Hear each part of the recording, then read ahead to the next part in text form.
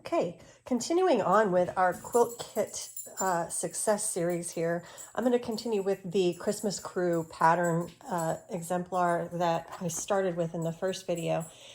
So I've got all of my fabrics out here. I haven't started ironing them yet, but one of the things that I wanted to figure out was I needed to start identifying some of these fabrics, and some of them you have to kind of do, it's easy to do by elimination. So for instance, in this particular pattern, I am pretty darn sure that this is the main color for the reindeer. So that's an easy one to figure out. Some of them are a little bit more difficult. The main colorful pieces are from something called the Berry and Pine collection, and you'll find all of them in here in the jelly roll that came with this.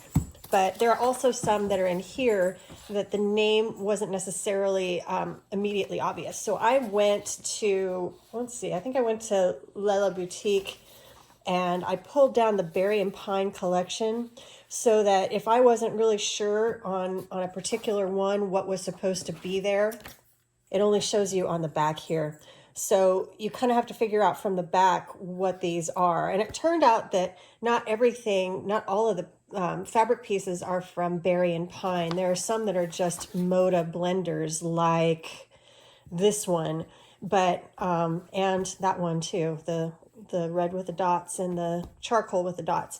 So, but you can sort of extrapolate based on what you've got. You can just sort of start figuring things out. Now, the next thing I'm going to do is start cutting up some pieces for my exemplar blocks. And I say blocks because you might remember I said if they have all of one block or maybe a couple that are repeats, you can do an exemplar block for each. In this case, there's only one. And he's easy to figure out because the pieces, there are some of them that are really small. So like this is going to be for the brim of his hat.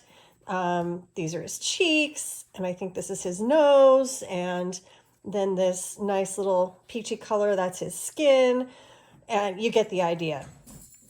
So that one's pretty simple to figure out. I'm going to go ahead and I'm going to start assembling him first, which means what I'm going to do is iron out my fabrics that apply to him and cut them up. And I also, as I told you before, I created and printed my own labels for this because this particular pattern did not come with labels. So I'm also going to cut these out, and you can see like right here is the nose print. I'm going to label each of my pieces when I cut them out with the appropriate label. And I'll probably just use a very thin pin to pin it in there. You can also do this with stickers. A lot of people do that too. I'm kind of old fashioned. I just do it this way, but I'm sure you have some other ideas. So anyway, that is the next step in this particular parade.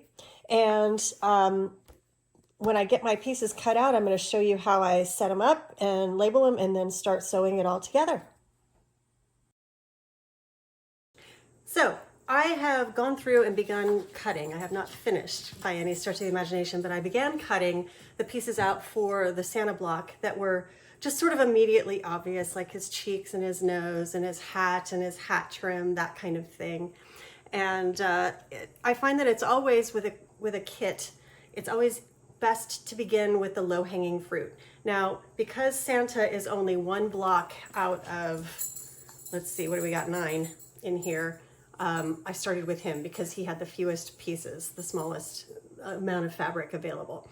And I did discover that of all of the fabric they provided me with plenty. So if I made an oopsie here or there, I could make up for it. So I was very pleased with that overall. Then I realized that the background for Santa, this what they call dove background, which is this fabric, and I did look it up. It's the same background as the background for the reindeer. However, the dimensions, the cuts that you make for the Santa block are different than the cuts that you make for the reindeer block. So they did give me plenty of fabric, but I did want to cross-check and make sure that all of the pieces they were asking me to cut matched up with the pieces that they were asking me to put together for the reindeer block and the Santa block. So for instance, with the piece, I looked and figured out, okay, how many of these are going into each reindeer block, and am I being asked to cut the proper amount, and did the math, and it turned out that yes, okay, we've got the proper amount. Everything looks kosher. So I went ahead and did all the cutting for the Dove piece. Now that Dove color, this is a Moda blender color. The thing about this is that you're going to be able to find this on the open market probably for a while. The blenders and the solids, they usually keep available for a good deal of time. However, that doesn't necessarily hold true for a collection like Berry and Pine. This might not be available on the open market by the time you see this video. So I'm a little bit more cautious with this, hence the reason I haven't opened it yet and picked out all my pieces, but I'm going to. I'm very excited to do that. Anyway, moving on. So once I got through the Dove, then I realized, okay, I've got this brown piece, and I believe it's called Sienna, and it is called out, and I did go ahead and look it up on the internet. Yes, this is the right piece, and this is for the reindeer, and that is immediately obvious. So again, low-hanging fruit. This is going to be the next thing I iron and cut out. The next was this. Now, interestingly, and I want to point this out just as a lesson or an example of what can happen.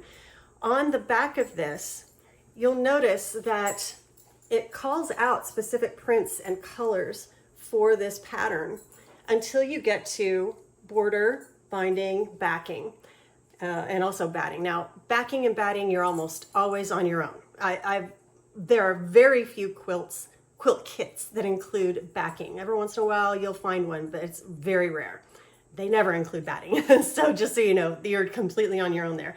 But usually you have to pick your own backing. But with the border, when it's included, I would have expected for them to have called it out. Now, I did look this print up. It is a part of the Berry and Pine collection, and it is color number 5245-11. They just didn't call it out on there. So by process of elimination, I figured out, okay, this is my binding pattern. So, and there's more than enough of it. There's more, again, they were very generous. There's more than what is actually required in the pattern itself. So thank you very much, Fabric Gods.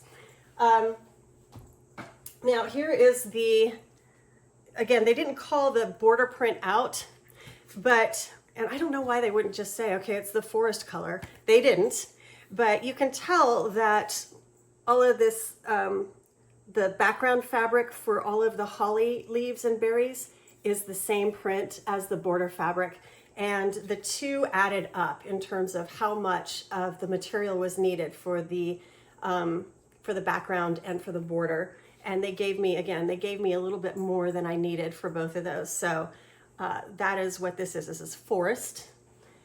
Here's the last one, and this, I'm going to admit this out loud just so that you know, because every once in a while, just funny things come up and you sort of go, oh, duh. But I saw this and I couldn't figure out what this print was. And I thought, okay, well, that's got to be one of the holly, one of the prints for the holly leaves, because these holly leaves, you can probably see, have these little rectangles through the middle of them. Except that some of them are what looks like white, some look like green, and some look like they're gray somewhere in here. I think there's a gray in here. And I thought, okay, well, this has got to be the gray for the leaves. Where's the rest of it? Well, I didn't realize, and I should have just opened it up. This calls for 3 fat quarters for the prints for the in-between part of the holly leaves. And when I opened this up, I'm like, all right, I'm just going to iron this and see what happens. Well, it turns out it was so neatly folded that I have a fat quarter for the grayish looking, it's kind of a chevron print. And lo and behold, there's the white print. And lo and behold, there's the green kind of chevron print. So sometimes you just have to open up your fabric and go to print it or go to iron it. Anyway, so the one thing I will point out, however, is that the instructions, if you're not paying attention, can sound a little bit tricky. But what it says for that particular, for the holly leaf center, it says to the 3 leaf center prints, cut 16 C rectangles. Now, it doesn't specifically say you've got 48 holly leaves that you've got to make for this whole kit. But if you multiply 16 times 3, that's 48. That's what you end up with. and the other thing is they don't give you a full view of the kit. So if you're one of those people that doesn't want to do math, or you can't do math, or you just don't feel like pulling out your calculator, you're kind of in deep trouble. But you're going to have to do a little bit of math. So get your phone out. Your phone has a calculator. So just sort of be smart about it. Use your head. Anyway, so now that I know that I have all of my center prints, and I know I have a whole jelly roll to choose from, the next thing I'm going to do is grab 3 jelly roll strips from here that are red for the berries that are on the holly and berries in here. And then I think it also calls for 24 other strips for the actual holly leaves. So I'll just grab 24 random strips from here and get those ironed and cut so I can get to sewing. But basically at this point, I am pretty comfortable that I've got my act together and I have everything that I need. I won't have to make another trip to the fabric store to complete this at this point unless I really do something silly. But anyway, just so you know, that's an inside look at how I put together, or I start cutting out, I should say, my quilt kits. I hope you found this helpful. Thanks so much for coming by. Please hit like and subscribe, and happy sewing.